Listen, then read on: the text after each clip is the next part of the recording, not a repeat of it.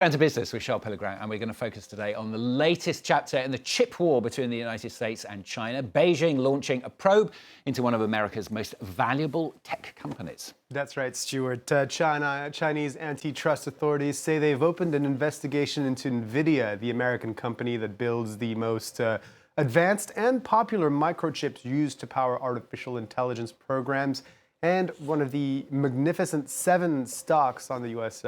Stock market. The probe is part of a larger geopolitical confrontation between Washington and Beijing over access to these powerful devices that are ubiquitous in a modern economy and hold a particularly strategic position considering their usage in artificial intelligence, cyber warfare, and military equipment. Last week, the U.S. ramped up its controls on access to high-end semiconductors by blocking the sale of advanced memory chips used in AI to China, and by placing 140 Chinese entities on a trade blacklist. Beijing immediately responded by tightening export controls on the raw materials, rare minerals, used to produce these advanced processors, and a number of trade groups there cautioned against buying US-made chips.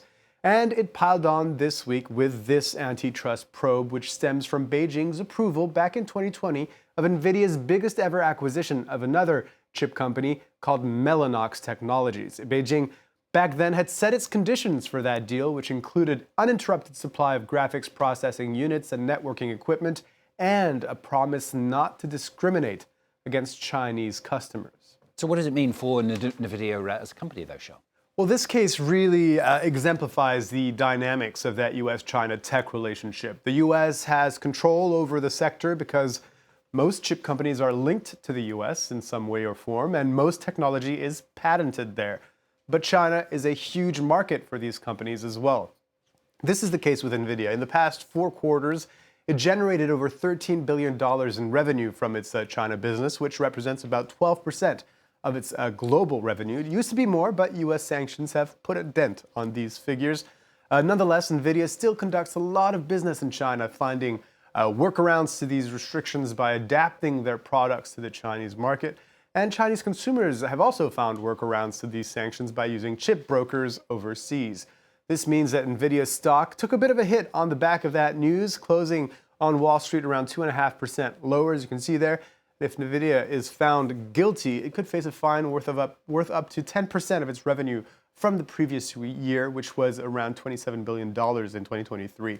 Beijing's probe against one of America's most valuable companies could also be used as leverage in the tech standoff with the U.S., especially gearing up to the second Trump administration. And Charles going to end with a quick look for us at the stock market, Charles. Absolutely. Let's have a look at what the major indices in Europe are doing at the open. This Tuesday, we're seeing them trade lower, retreating from Monday's positive session. Traders getting ready for the latest U.S. inflation reading this week, due on Wednesday, which will have an impact on the Federal Reserve's decision-making when it convenes for its next meeting on December 17th and 18th.